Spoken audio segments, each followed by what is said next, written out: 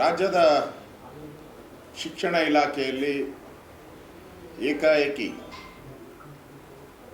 ಹಿಂದಿ ಏನು ಅಂದರೆ ಮೂರನೇ ಲ್ಯಾಂಗ್ವೇಜ್, ಥರ್ಡ್ ಲ್ಯಾಂಗ್ವೇಜ್ ಇತ್ತು. ನಾವು ಶಾಲೆಗೆ ಹೋಗೋ ಸಂದರ್ಭದಲ್ಲಿ, ಸರ್ಕಾರಿ ಶಾಲೆಗೆ ಹೋಗುವಂಥ ಸಂದರ್ಭದಲ್ಲಿ ಹಿಂದಿ ಥರ್ಡ್ ಲ್ಯಾಂಗ್ವೇಜ್ ಇತ್ತು. ಈಗ ಮಕ್ಕಳೆಲ್ಲರೂ ಕೂಡ ಒಂದು ವರ್ಷ ಓದಿದ್ದಾರೆ, ತಯಾರಾಗಿದ್ದಾರೆ, ಎಕ್ಸಾಮ್ ಬರೆಯೋಕ್ಕೆ, ಎಕ್ಸಾಮ್ಗೆ ಹೋಗುವಂಥ ಸನ್ನಿವೇಶ. ಇವ್ರಿಗೆ ಜ್ಞಾನ ಇದ್ದಿದ್ದರೆ, ಇವ್ರಿಗೇನೋ ಸರ್ಕಾರಕ್ಕೆ ಕಾಮನ್ ಸೆನ್ಸ್ ಇದ್ದಿದ್ರೆ ಯೋಚನೆ ಮಾಡಬೇಕಾದ್ರೆ ಪ್ರಾರಂಭದಲ್ಲೇ ಯೋಚನೆ ಮಾಡಬೇಕಾಯ್ತು. ಶಾಲೆ ಶುರುವಾದ ತಕ್ಷಣವೇ ಈ ಥರ ತೆಗೆದಾಕಿದ್ದೀರಿ ನಾವು ಅಂತ ಹೇಳಿದರೆ ಇವತ್ತು ಲಕ್ಷಾಂತರ ಮಕ್ಕಳು ಹಗಲು ರಾತ್ರಿ ಕಷ್ಟ ಬಿದ್ದು ಓದಿದ್ದಾರೆ ಹಿಂದಿಯನ್ನು. ಅವ್ರಿಗೆ ಪರ್ಸೆಂಟೇಜಲ್ಲೂ ಆ್ಯಡ್ ಆಗ್ತೈತಿ. ಹಿಂದಿ ಪರೀಕ್ಷೆ ಏನಿದೆ ಅವ್ರ ಪರ್ಸೆಂಟೇಜಲ್ಲಿ ಆ್ಯಡ್ ಆಗ್ತೈತಿ. ಏಕಾಏಕಿ ಒಂಥರ ತೊಗಲಕ್ ದರ್ಬಾತ. ಈಗ ಈ ಸರ್ಕಾರ ಮಾಡಿದೆ, ಮುಂದೆ ಬರೋ ಸರ್ಕಾರ ಇದನ್ನು ತೆಗೆದಾಕಿದ್ರೆ ಏನು ಹುಡುಗಾಟ ಆಡ್ತಾ ಇದ್ದಾರೆ ಇದು? ನಾನು ಕಾಂಗ್ರೆಸ್ ಅವ್ರಿಗೆ ನಿಮ್ಮ ಗೌರವ ಇದ್ದರೆ, ಮಾನ ಮರ್ಯಾದೆ ಇದ್ದರೆ ನೀವು ಇದನ್ನು ಪ್ರಾರಂಭ ಮಾಡಿದವರು ಯಾರು? ಮಹಾತ್ಮ ಗಾಂಧೀಜಿ 1918 ಹಿಂದಿ ಪ್ರಚಾರ ಸಮಿತಿ 30 ವರ್ಷ, 48ನೇ ಇಸ್ವಿವರೆಗೂ ಅವರು ತೀರೋಗೋವರೆಗೂ ಕೂಡ ಅವರ ಅಧ್ಯಕ್ಷರು, ಹಿಂದಿ ಪ್ರಚಾರ ಸಮಿತಿ ಅಧ್ಯಕ್ಷರು ಯಾರು? ನಮ್ಮ ದೇಶಕ್ಕೆ ಸ್ವಾತಂತ್ರ್ಯ ತಂದುಕೊಟ್ಟಂಥ ರಾಷ್ಟ್ರಪಿತ ಮಹಾತ್ಮ ಗಾಂಧೀಜಿಯವರು ಹಿಂದಿ ಪ್ರಚಾರ ಸಮಿತಿಯನ್ನು ಪ್ರಾರಂಭ ಮಾಡಿದ್ರು. ಸೌತ್ ಇಂಡಿಯಾದಲ್ಲಿ ಕೂಡ ಅವರೇ ಪ್ರಾರಂಭ ಮಾಡಿದ್ದು. ಕನ್ನಡ, ತಮಿಳು, ಮಲಯಾಳಿ ಇವೆಲ್ಲ ಇತ್ತಲ್ಲ, ಅಲ್ಲಿನೂ ಕೂಡ ಸದರನ್ ಸ್ಟೇಟಲ್ಲೂ ಕೂಡ ಮಹಾತ್ಮ ಗಾಂಧಿಯವರು ಹಿಂದಿ ಪ್ರಚಾರ ಸಮಿತಿಯ ಅಧ್ಯಕ್ಷರಾಗಿ ಇಲ್ಲೂ ಕೂಡ ಹಿಂದಿ ಇರಬೇಕು ಅಂತೇಳಿ ಪ್ರಚಾರ ಮಾಡಿ ಅದನ್ನು ಸ್ಥಾಪನೆಯನ್ನು ಮಾಡಿದ್ರು ಅವರು. ನೀವು ಏಕಾಏಕಿ ಈ ಥರ ಮಾಡೋದ್ರಿಂದ ಮಕ್ಕಳ ಮಾನಸಿಕ ಸ್ಥಿತಿ ಏನಾಗ್ತದೆ? ಎಕ್ಸಾಮ್ಗೆ ಹೋಗೋ ಟೈಮಲ್ಲಿ ಮಕ್ಕಳು ಮೊದಲೇ ಸೆನ್ಸಿಟಿವ್ ಆಗಿರ್ತಾರೆ, ಭಾಳ ಸೆನ್ಸಿಟಿವ್, ಒಂದೊಂದು ವಿಚಾರಕ್ಕೂ ಭಾಳ ಸೆನ್ಸಿಟಿವ್ ಇರ್ತಾರೆ. ಅಂಥದ್ರಲ್ಲಿ ನೀವು ಈ ಥರ ಪ್ರಮುಖ ನಿರ್ಧಾರಗಳನ್ನು ತೆಗೆದುಕೊಳ್ಳುವಂಥ ಸಂದರ್ಭದಲ್ಲಿ ನೀವು ಏಕಾಏಕಿ ರದ್ದು ಮಾಡಿದ್ರೆ ನಿಮ್ಮ ಸರ್ಕಾರದ ಯೋಗ್ಯತೆ ಏನು ಅನ್ನೋದು ಜನಗಳಿಗೆ ಅರ್ಥ ಆಗ್ತದೆ. ಮಕ್ಕಳ ವಿಚಾರದಲ್ಲಿ, ಬೇರೆಯವ್ರ ವಿಚಾರದಲ್ಲಿ ಮಾಡಿರಿ ಏನೋ ಪರವಾಗಿಲ್ಲ, ಬೇರೆಯವರೇನೋ ತಡ್ಕೊಂತಾರೆ ಜನ, ಬೇರೆಯವರು. ಮಕ್ಕಳ ವಿಚಾರದಲ್ಲಿ ಸೆನ್ಸಿಟಿವ್ ಇರ್ತಾರೆ. ಎಕ್ಸಾಮ್ ಅಂದರೆ ಭಯ ಆಗುವಂಥ ಒಂದು ವಿಚಾರ ಎಲ್ಲರಿಗೂ ಗೊತ್ತಾಗಿದೆ. ಬೇಕಾದಷ್ಟು ಜನ ಮಕ್ಕಳು ಮಾಡ್ಕೋಬಾರ್ದು ಆತ್ಮಹತ್ಯೆ, ಅಂಥದ್ದೂ ಆಗಿದೆ. ಹಿಂದೆ ಎಲ್ಲ ನಾವು ನೋಡಿದ್ದೀವಿ. ಫೇಲ್ ಆದರೆ, ಮಾರ್ಕ್ಸ್ ಕಡಿಮೆ ಬಂದರೆ, ಹಿಂದೆ ಎಲ್ಲ ಭಾಳ ಆತ್ಮಹತ್ಯೆಗಳಾಗಿರೋ ಘಟನೆನೂ ನೋಡಿದ್ದೆ. ಆಗಬಾರ್ದು, ಅದು ಒಳ್ಳೆಯದಲ್ಲ. ಇವ್ರಿಗೆ ಇಂಗ್ಲೀಷ್ ಇರಲಿ, ಯಾಕೆಂದರೆ ಅದು ಅಂತಾರಾಷ್ಟ್ರೀಯ ಭಾಷೆ ಅಂತೆ, ಸಂವಾದ ಅಂತೆ, ಕಮ್ಯುನಿಕೇಷನ್. ನಾನು ಇಂಗ್ಲೀಷಲ್ಲೇ ಹೇಳಿದ್ರೆ ನಿಮ್ಗೆ ಅರ್ಥ ಆಗೋದು. ಕಮ್ಯುನಿಕೇಷನ್ ಲ್ಯಾಂಗ್ವೇಜ್ ರಷ್ಯಾದಲ್ಲಿ, ಚೈನಾದಲ್ಲಿ, ಜಪಾನಲ್ಲಿ ಇವೆಲ್ಲ ಭಾಳ ಮುಂದುವರೆದವರು. ನಮಗಿಂತ 50 ವರ್ಷ 100 ವರ್ಷ ಮುಂದೆ ಇರುವಂಥ ದೇಶಗಳು ಇವರು. ಆಯಿತು, ಬೇಡ. ಉರ್ದು ಯಾವ ಭಾಷೆಪ್ಪ? ನಮ್ಮ ದೇಶದನಪ್ಪ. ಇರಾನು, ಇರಾಕು, ಪರಾಕು, ಕರಾಕು ಈ ದೇಶದದು, ನಮ್ಮ ದೇಶದ್ದೇ ಅಲ್ಲ. ಅದಕ್ಕೆ ಇರ್ಬೋದು, ಅದನ್ನು ಕಲಿಬೇಕಂತೆ. ಅಲ್ಲಿ ನಿಮಗೆ ಉರ್ದು ಶಾಲೆಗಳಲ್ಲಿ ಕನ್ನಡನ ಮೊದಲನೇ ಭಾಷೆ ಮಾಡಿದ್ದೀರಾ ನಿಮ್ಮ ಯೋಗ್ಯತೆಗೆ? ಇಲ್ಲ. ಹಿಂದಿ ಬೇಡ, ಈ ದೇಶದ ಭಾಷೆ. ಕನ್ನಡ ಈ ದೇಶದ ಭಾಷೆ, ತಮಿಳು ಈ ದೇಶದ ಭಾಷೆ, ಮಲಯಾಳಿ ಈ ದೇಶದ ಭಾಷೆ. ಈ ಭಾಷೆಗಳು ಬೇಕು. ಆದರೆ ಉರ್ದು ಬೇರೆ ದೇಶದ್ದು, ಆ ಭಾಷೆ ಬೇಕು ಇವರಿಗೆ. ಯಾಕೆಂದರೆ ವೋಟ್, ಶಿಕ್ಷಣದಲ್ಲೂ ವೋಟ್ ಪಾಲಿಟಿಕ್ಸ್ ಮಾಡುವಂಥ ಈ ಕೆಲಸಕ್ಕೆ ಕಾಂಗ್ರೆಸ್ ಪಾರ್ಟಿ ಹೋಗಿರುವಂಥದ್ದು ತಪ್ಪಿದು. ಮಾಡಂಗಿದ್ರೆ ಇವರು ಏನಾನ ಮಾಡ್ಗಡ್ಲಿ, ಶಾಲೆ ಪ್ರಾರಂಭ ಮಾಡ್ಬೋದಾಗಿದೆ. ಈಗ ಮಾಡೋದ್ರಿಂದ ಯಾರ್ಯಾರು ಮಾರ್ಕ್ಸನ್ನು ಸ್ಕೋರ್ ಮಾಡಬೇಕು ಅಂತ ಇರ್ತದೆ, ಸ್ಕೋರ್ ಮಾಡೋಕ್ಕೆ ಮಾರ್ಕ್ಸನ್ನು ಜಾಸ್ತಿ ತಗೊಳ್ಳುವಂಥದ್ದಕ್ಕೆ ವಿದ್ಯಾರ್ಥಿಗಳು ಯಾರಿದ್ರು ಅವ್ರಿಗೆಲ್ಲ ಅನ್ಯಾಯ ಆಗಿದೆ. ಮತ್ತು ಯಾರು ಇದರಲ್ಲಿ ಓದಿ, ಯಾಕಂದರೆ 6 ಸಬ್ಜೆಕ್ಟು, ಇದೊಂದು 7, ಅದರದ ಕಟ್ ಮಾಡಿ ಇದನ್ನು ಓದಿರ್ತಾರೆ ಅವರು. ಬೇರೆ maths, science, social study, English ಇವೆಲ್ಲವನ್ನು ಕಟ್ ಮಾಡಿ ಆ ಸಮಯದಲ್ಲಿ ಹಿಂದಿನ ಕೂಡ ಓದಿರ್ತಾರೆ ಅವರು. ಆ ಸಮಯಕ್ಕೆ ಹಂಗಾರೆ ಬೆಲೆ ಇಲ್ಲವೇನು? ಇಷ್ಟು ದಿನ, ಇಷ್ಟು ವರ್ಷ, 1 ವರ್ಷಗಳ ಕಾಲ 365 ದಿನ ಓದಿದಂಥ ಆ ಸಮಯಕ್ಕೆ ಬೆಲೆ ಇಲ್ವಾ ಹಂಗಾರೆ ವಿದ್ಯಾರ್ಥಿಗಳಿಗೆ? ಇದೊಂಥರ ಸರ್ಕಾರದ ಒಂಥರ ಹೇಡಿತನ ಅಂತ ಅನಿಸ್ತೈತೆ. ಮಹಾತ್ಮ ಗಾಂಧೀಜಿಗೆ ಹಾಗಾದ್ರೆ ಗೌರವ ಏನು ಕೊಡ್ತೀರಾ ನೀವು? ಎಲ್ಲದಕ್ಕೂ ಮಹಾತ್ಮ ಗಾಂಧೀಜಿ ನರೇಗಾದಲ್ಲಿ ಮಹಾತ್ಮ ಗಾಂಧೀಜಿ ಹೆಸರು ತೆಗೆದ ತಕ್ಷಣ ಬಾಯ್ ಬಡ್ಕೊಂಡ್ರಲ್ಲ, ಏನೋ ಆಗೋಟಿದೆ ಅನಾಹುತ ಅಂತ ಬಾಯ್ ಬಡ್ಕೊಂಡ್ರೆ ಇಡೀ ದೇಶದಲ್ಲಿ. ಈಗ ಯಾಕೆ ಬಾಯ್ ಬಡ್ಕೊಳಲ್ಲ? ಮಹಾತ್ಮ ಗಾಂಧಿನೇ ಅದರ ಅಧ್ಯಕ್ಷರು, ಹಿಂದಿ ಪ್ರಚಾರ ಸಮಿತಿ ಅಧ್ಯಕ್ಷರು ಮಹಾತ್ಮ ಗಾಂಧೀಜಿ 30 ವರ್ಷ. ಈಗ ಯಾಕಪ್ಪ ಬಾಯ್ ಬಡ್ಕೊಳಲ್ಲ? ಬಡ್ಕೊಳ್ರಿ ಒಂದಷ್ಟು. ನಿಮ್ಮ ಯೋಗ್ಯತೆ ಏನು ಅನ್ನೋದು ಅರ್ಥ ಆಗ್ತೈತೆ. ಯಾರು ಪ್ರಾರಂಭ ಮಾಡಿದ್ರು ಹಿಂದಿನ ಅವ್ರು ಮರ್ತ್ಬಿಟ್ರಿ. ನಮ್ಮ ದೇಶದ ಮೊದಲ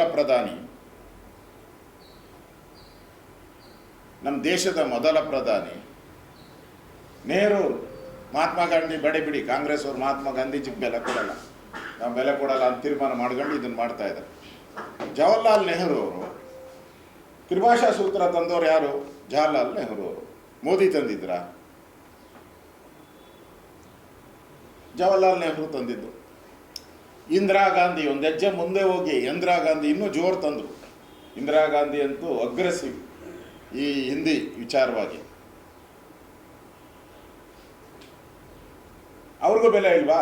ಇಂದಿರಾ ಗಾಂಧಿಗೆ ಬೆಲೆ ಇಲ್ಲ, ನೆಹರುಗೆ ಬೆಲೆ ಇಲ್ಲ, ಮಹಾತ್ಮ ಗಾಂಧೀಜಿಗೆ ಬೆಲೆ ಇಲ್ಲ. ಅದ್ಯಾರೋ ಮನೆಗೆ ಮಗು ಹುಟ್ಟಿದ್ರೆ ಇಲ್ಲಿ ಸ್ವೀಟ್ ಹಂಚಿದ್ರಂತೆ. ಹಂಗೆ ತಮಿಳ್ನಾಡಲ್ಲಿ ಮಾಡಿದ್ದಾರೆ, ನಾವು ಮಾಡ್ತೀರಿ ಅಂತ ಅವರ ಇಂಟೆನ್ಷನ್. ತಮಿಳ್ನಾಡಲ್ಲಿ ಎಲ್ಲ ಮುಸಲ್ಮಾನರು ತಮಿಳ್ ಮಾತಾಡ್ತಾರೆ, ಅವರ ಧರ್ಮ ಅದು. ಕೇರಳದಲ್ಲಿ ಮಲಯಾಳಿ ಮಾತಾಡ್ತಾರೆ,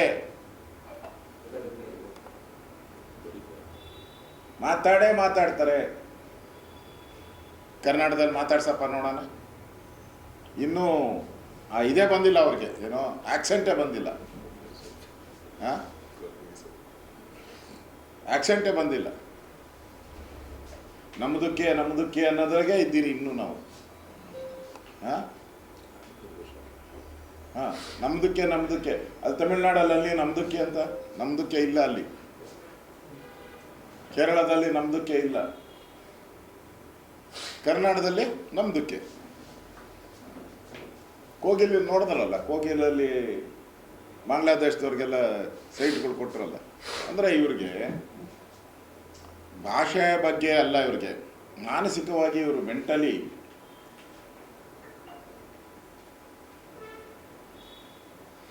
ಭಾಷಾ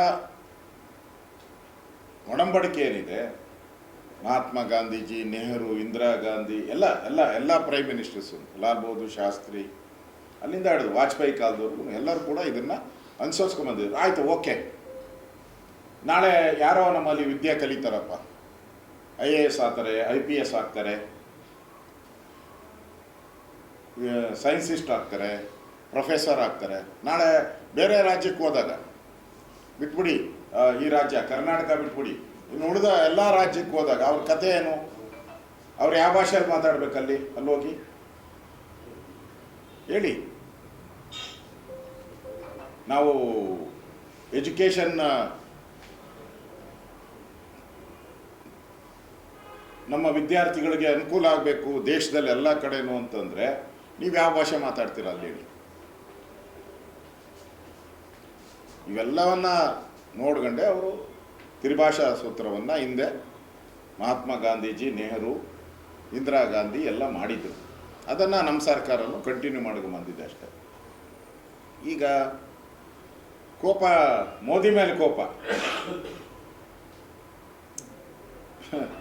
ಇಂದಿರಾ ಗಾಂಧಿ ಅಲ್ಲ, ನೆಹರು ಅಲ್ಲ, ಅಂದರೆ ಮೋದಿಯವರೇ ತ್ರಿಭಾಷಾ ಸೂತ್ರ ತಂದರು ಅನ್ನೋ ರೀತಿ ಬಿಲ್ಡಪ್ ಈ ಸಿದ್ದರಾಮಯ್ಯನ ಬಿಲ್ಡಪ್. ಅದರಿಂದ ನಿಮ್ಮ ಹುಚ್ಚುತನ, ಇದು ಸರ್ಕಾರದ ಹುಚ್ಚುತನ, ಇದು ಒಳ್ಳೆಯದಲ್ಲ. ನಿಮ್ಗೆ ಹಂಗೂ ಮಾಡಬೇಕು ಅನಿಸಿದರೆ ಪ್ರಾರಂಭದಲ್ಲೇ ವಿದ್ಯಾರ್ಥಿಗೆ ಹೇಳಿದರೆ ಅವರ ಪ್ರೆಷಿಯಸ್ ಸಮಯವನ್ನು, ಅವರ ಟೈಮನ್ನು ಉಳಿಸ್ಬೋದಾಯಿತು. ಆ ಮಕ್ಕಳ ಬಾಳೆಗೂ ಕಲ್ಲು ಹಾಕುವಂಥ ಕೆಲಸವನ್ನು ಮಾಡಿದ್ದೀರ. ಅದರಿಂದ ಈ ಕಾಂಗ್ರೆಸ್ ಸರ್ಕಾರದ ಈ ವೋಟ್ ಬ್ಯಾಂಕ್ ಪಾಲಿಟಿಕ್ಸ್ ಇದು ಈ ಎಕ್ಸಾಮ್ ಟೈಮಲ್ಲಿ ಮಾಡಿರೋದು ರಾಜಕಾರಣ ಅಂತ ಅನಿಸುತ್ತೆ. ಇನ್ನು ಬೈ ಎಲೆಕ್ಷನ್ ನಡೀತಾ ಇದೆ. ದಾವಣಗೆರೆ ಮತ್ತು ಬಾಗಲಕೋಟೆ ಈಗಾಗಲೇ ಚುನಾವಣಾ ಪ್ರಚಾರವನ್ನು ಎಲ್ಲ ಪ್ರಾರಂಭ ಮಾಡಿದ್ದೀರಿ. ಎರಡೂ ಕಡೆಯೂ BJP ಗೆಲ್ಲುವಂಥ ವಾತಾವರಣ ಇದೆ. ದಾವಣಗೆರೆಯಲ್ಲಿ ಕಾಂಗ್ರೆಸ್ಸಲ್ಲಿ ಒಡಕಿದೆ, ಮತ್ತು ಅದು ವಂಶ ಪರಂಪರೆಯ ಸೀಟುಗಳು ಕಾಂಗ್ರೆಸ್ಗೆ ಕೊಟ್ಟಿರೋದ್ರಿಂದ ಅಲ್ಲಿ ಮುಸಲ್ಮಾನರು ದಂಗೆ ಎದ್ದಿದ್ದಾರೆ. ಅದಕ್ಕಿಂತ ಹೆಚ್ಚಾಗಿ ಈ ಸರಿ ನಾವು ಅದನ್ನು ಸವಾಲಾಗಿ ನಾವು ಕೂಡ ಸ್ವೀಕಾರ ಮಾಡಿದ್ದೀರಿ.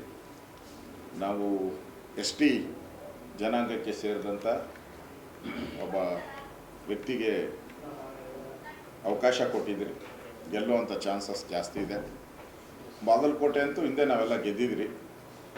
ಅದರಿಂದ ಅಲ್ಲಿ ಗೆದ್ದೇ ಗೆಲ್ತೀರಿ ಅನ್ನೋ ವಿಶ್ವಾಸ ಇದೆ. ನಾನು ನಾಳೆ ಮ್ಯಾನಿಫೆಸ್ಟೋ ಬಿಡುಗಡೆಗೋಸ್ಕರ ದಾವಣಗೆರೆಗೆ ಹೋಗ್ತಾ ಇದ್ದೀನಿ. ನಾನು ಮ್ಯಾನಿಫೆಸ್ಟೋ ಬಿಡುಗಡೆ ಅದಾದಮೇಲೆ 2-3ನೇ ತಾರೀಕು ದಾವಣಗೆರೆಯಲ್ಲಿ ಪ್ರಚಾರ ಇದೆ. ಅದಾದಮೇಲೆ ಬಾಗಲಕೋಟೆ 4-5 ಬಾಗಲಕೋಟೆ ಪ್ರಚಾರಕ್ಕೆ ನಾವು ಹೋಗ್ತಾ ಇದ್ದೀವಿ. ವಾತಾವರಣ ಒಳ್ಳೆ ರೀತಿ ವಾತಾವರಣ ಇದೆ. ಈಗಾಗಲೇ ಅಲ್ಲಿ ಕಾಂಗ್ರೆಸ್ ಒಂದು ರೀತಿ ಒಡೆದ ಮನೆ. ಜೊತೆಗೆ ಹೋಗುವಂಥ ಯಾರ್ಯಾರು ಲೀಡರ್ಸ್ ಇದ್ದಾರೆ ಕಾಂಗ್ರೆಸ್ಸು, ಅವರೆಲ್ಲರೂ ಕೂಡ ಚುನಾವಣಾ ನೀತಿಯನ್ನು ಮರೆತು ಮಾತಾಡ್ತಾ ಇರೋದ್ರಿಂದ ಯಾವ ರೀತಿ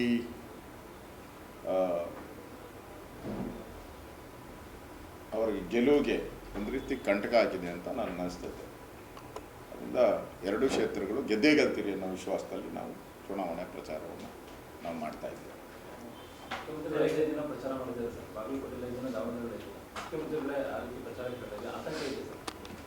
ಅವ್ರಿಗೆ ಆತಂಕ ಇರೋದು DK ಇಂದ, ಜನಗಳಿಂದ ಆತಂಕ ಅಲ್ಲ. ಏನಾನ ಸೋತ್ರೆ ನನ್ನ ಚೇರ್ನ ಖಾಲಿ ಎಳ್ಕೊಂಡು ಹೋಗ್ತಾರೆ, ಚೇರ್ ಕಿತ್ಕೊಂಡು ಹೋಗ್ತಾರೆ ಅಂತ ಭಯ. ಆ ಚೇರ್ ಕಿತ್ಕೊಂಡು ಹೋಗ್ತಾರೆ ಭಯದಿಂದ ಸಿದ್ದರಾಮಯ್ಯನವರು 5 ದಿನ ಪ್ರಚಾರ ಹಾಕ್ಕೊಂಡಿದ್ದಾರೆ. ಹೌದು. ಈಗ ಜಮೀರ್ ಮುಂಚ್ಕೊಂಡು ಅವರು ಕಾಣೆ ಆಗ್ಬಿಟ್ಟಿದ್ದಾರಲ್ಲ, ಕೇರಳಗೆ ಹೋಗಿದ್ದಾರೆ. ಕಾಣದಂತೆ ಮಾಯವಾದನು ನಮ್ಮ ಜಮೀರ, ಕೇರಳಕ್ಕೆ ಓಡಿ ಹೋದರು, ಆ ಸ್ಥಿತಿ ಆಗ್ಬಿಟ್ಟಿದೆ. ಕೈಯ ಕೊಟ್ಟು ಓಡಿ ಹೋದರು, ಕೇರಳಕ್ಕೆ ಕೈಯ ಕೊಟ್ಟು ಓಡಿ ಹೋದ ನಮ್ಮ ಜಮೀರ ಅಂಥೇಳಿ ಇಲ್ಲಿ ಆಲಾಪನೆ ಶುರುವಾಗಿದೆ ಇಲ್ಲಿ. ಅದರಿಂದ ಕಾಂಗ್ರೆಸ್ ಒಂದು ಒಗ್ಗಟ್ಟಿಲ್ಲ ಈಗ. ಯಾಕಂದರೆ ಇದು ಸೋತ್ರೆ DK ಶಿವಕುಮಾರ್ಗೆ ಒಂದು ಚಾನ್ಸು. ಈ 2 ಎಲೆಕ್ಷನ್ ಸೋತ್ರೆ DK ಶಿವಕುಮಾರ್ಗೆ ಒಂದು ಚಾನ್ಸು. ಅದಕ್ಕೆ DK ಅವರು ಕೂಡ ಒಂದು ಸ್ವಲ್ಪ ಉಪ್ಪು ಖಾರ ಹಾಕ್ದಂಗೆ ಕಾಣಿಸ್ತಾ ಇದೆ. ಸರಿ, ದಾವಣಗೆರೆಯಲ್ಲಿ ನೀವು ಗೆಲ್ತಿರೋದಕ್ಕೆ ವಿಶ್ವಾಸ ಏನು? ಅಂದರೆ ವಂಶ ಪರಂಪರೆ ಕೊಟ್ಟು ಟಿಕೆಟ್ ಕೊಟ್ಟಿದ್ದ ಕಾರಣ ಅಂತ ವಿಜಯನವರು ಕೂಡ ಅದನ್ನೇ ಭಾಷಣ ಮಾಡಿದ್ದಾರೆ. ಎಷ್ಟು ಜನಕ್ಕೆ ಟಿಕೆಟ್ ಬೇಕು, ಅಜ್ಜ ಆಯಿತು, ತಾತ ಆಯಿತು, ತಾಯಿ ಆಯಿತು, ಇನ್ಯಾರಿಗೆ ಬೇಕು ಅಂತ ವಿಜಯೇಂದ್ರವರೇ ಭಾಷಣ ಮಾಡಿದ್ದಾರೆ.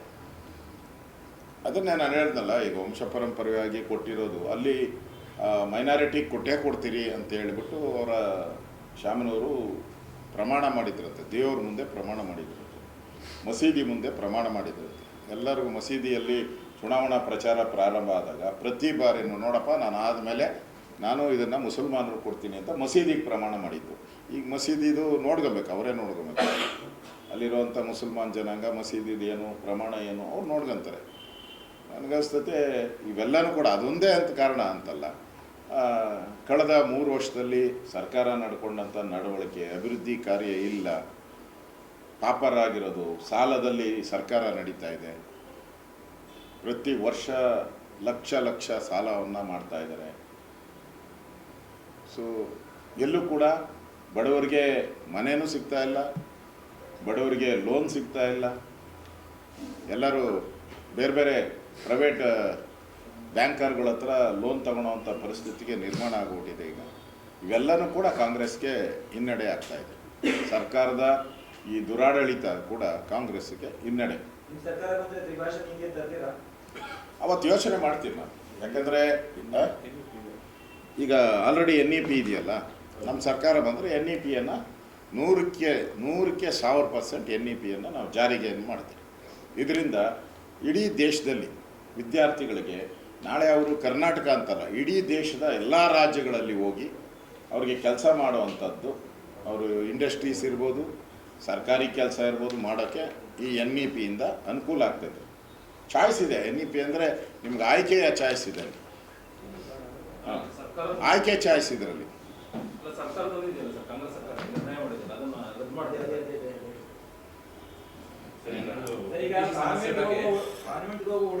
ಈಗ ಇನ್ನೊಂದು ಭಾಳ ಪ್ರಮುಖವಾದಂಥದ್ದು, ಈ ಕುಕ್ಕರ್ ಬ್ಲಾಸ್ಟ್ ಆಗಿತ್ತಲ್ಲ, ಮಂಗಳೂರಲ್ಲಿ ಕುಕ್ಕರ್ ಬ್ಲಾಸ್ಟ್ ಆಗಿತ್ತು. ಅವನಿವತ್ತು ತಪ್ಪೊಪ್ಪಿಗೆಯನ್ನು ಮಾಡಿದ್ದಾನೆ. ನಾನು ಧರ್ಮಸ್ಥಳಕ್ಕೆ ಬಾಂಬು ಏನು ಬಾಂಬ್ ಅದು IID ಎಲ್ಲೋ ಕೂತ್ಕೊಂಡು ಬ್ಲಾಸ್ಟ್ ಮಾಡೋದು ಅದನ್ನು. ಧರ್ಮಸ್ಥಳ ದೇವಸ್ಥಾನನೇ ಬ್ಲಾಸ್ಟ್ ಮಾಡೋದು. ಅದೇ ರೀತಿ ಇನ್ನೊಂದು ದೇವಸ್ಥಾನ ಕದ್ರಿ ಅದು ಕದ್ರಿಯ ಮಂಜುನಾಥ್. ಆ ದೇಶನ ಅಂದರೆ ಈಶ್ವರನ್ನೇ ಟಾರ್ಗೆಟ್. ಈ ಕುಕ್ಕರ್ ಬ್ಲಾಸ್ಟ್ ಇದ್ನಲ್ಲ, ಅವನ ಹೆಸರು ಅಬ್ದುಲ್ ಶಾರೀಕ್. ಅವನದು ಟಾರ್ಗೆಟ್ಟು ಈಶ್ವರ, ಶಿವಲಿಂಗ, ಬಸವಣ್ಣವ್ರ ಲಿಂಗ ಆಯ್ತಲ್ಲ ಅದು, ಅವನ ಟಾರ್ಗೆಟೇ ಅದು. ಒಪ್ಕೊಂಡಿದ್ದಾನೀಗ, ನಾನು ಇವೆರಡನ್ನೂ ಹೊಡೆದಾಕಬೇಕು ಅಂತ ಎಲ್ಲ ಪ್ಲ್ಯಾನ್ ಮಾಡಿ ಬಾಂಬನ್ನು ರೆಡಿ ಮಾಡ್ಕೊಂಡು ರಿಮೋಟ್ ಕಂಟ್ರೋಲ್ ಎಲ್ಲ ರೆಡಿ ಮಾಡಿ ನಾನು ಸ್ವಿಚ್ ಒತ್ತಬೇಕಾಯ್ತು ಅಷ್ಟೇ. ನನ್ನ ಆಟೋದಲ್ಲಿ ಹಿಡಿದಾಕ್ಬಿಟ್ರು. ಅವರು ಧನ್ಯವಾದ ಹೇಳಿದ್ದಾನೆ. ಯಾರೋ ಶಾರಿಕ, ಇವನು ಭಯೋತ್ಪಾದಕ ಸಿಕ್ಕಾಕೊಂಡಿರೋದು. ಅವನು ಹೇಳಿದ್ದಾನೆ, ನನಗೆ ಯಾರು ಕಂಡಮ್ ಮಾಡೋದು ಪರವಾಗಿಲ್ಲ, DK ಶಿವಕುಮಾರ್ ಅವರ ನನ್ನ ಬ್ರದರ್ ಅಂದಿದ್ದಾರೆ, ಐ ಆಮ್ ಹ್ಯಾಪಿ ಅಂತ ಹೇಳಿ ಸ್ಟೇಟ್ಮೆಂಟನ್ನು ಕೊಟ್ಟಿದ್ದಾರೆ. ಐ ಆಮ್ ಹ್ಯಾಪಿ ಅಂತ ಅಂದರೆ DK ಶಿವಕುಮಾರ್ ಅವರು ಇವತ್ತು ಅದಕ್ಕೆ ಉತ್ತರ ಕೊಡಬೇಕು. ಇಂಥ ಪುಣ್ಯಾತ್ಮನ್ನ, ಇಂಥ ದೇಶನ ಕಾಪಾಡೋ ಅಂಥವ್ನು, ದೇಶನ ಧ್ವಂಸ ಮಾಡೋಕ್ಕೆ ಬಂದವನು, ದೇಶನ ಕಾಪಾಡೋಕ್ಕೆ ಬಂದೊಂದು ರೀತಿ ಇವನಿಗೆ ಬಿಲ್ಡಪ್. ಯಾರೋ ಹೋಗಿ ಪಾಕಿಸ್ತಾನ ಮೇಲೆ ಯುದ್ಧ ಮಾಡಿ ಜಯಬೇರಿ ಮಾಡಿ ಬರ್ತಾರಲ್ಲ, ಅವ್ನು ಸನ್ಮಾನ ಮಾಡ್ತಾರಲ್ಲ, ಹಂಗೆ ಈಸ್ ಮೈ ಬ್ರದರ್ ಅಂದರು. ಈಗ ಯಾವ ಬ್ರದರು? ಸನ್ಮಾನ್ಯ DK ಶಿವಕುಮಾರ್ ಅವರೇ, ಈಗ ಬ್ರದರ್ ಯಾವ ಬ್ರದರ್ ಅವರು? ಅಂದರೆ ಕಾಂಗ್ರೆಸ್ ಪಾರ್ಟಿ ಅವ್ರಿಗೆ ಈಶ್ವರನ್ ಕಂಡ್ರೆ ಆಗಲ್ಲ, ಮಂಜುನಾಥನ್ ಕಂಡ್ರೆ ಆಗಲ್ಲ. ಅವ್ರಿಗೆ ಅವರು ಕಾಂಗ್ರೆಸ್ ಬ್ಲಡ್ಡಲ್ಲೇ ಬಂದ್ಬಿಟ್ಟಿದೆ. ಅದರಿಂದ ಈಗ ಸರ್ಕಾರ ಸ್ಪಷ್ಟ ಮಾಡಬೇಕು. ಯಾಕಂದರೆ ಇನ್ನೂ ನ್ಯಾಯ ಸಿಕ್ಕಿಲ್ಲ ನಮಗೆ.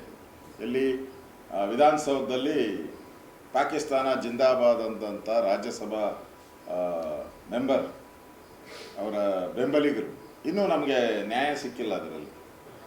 ಅಟ್ಲೀಸ್ಟ್ ಇದರಲ್ಲಿ ಕುಕ್ಕರ್ ಬಾಂಬ್ ಅಲ್ಲ ಆದ್ರೂ ಕೂಡ ಅವನು ಒಪ್ಕೊಂಡಿದ್ದಾನೆ, ಏನೋ ಸ್ವಇಚ್ಛಾ ಹೇಳಿಕೆಯನ್ನು ಮಾಡಿ ಒಪ್ಕೊಂಡಿದ್ದಾನೆ. ಇಲ್ಲೂ ಒಪ್ಕೊಬೇಕು.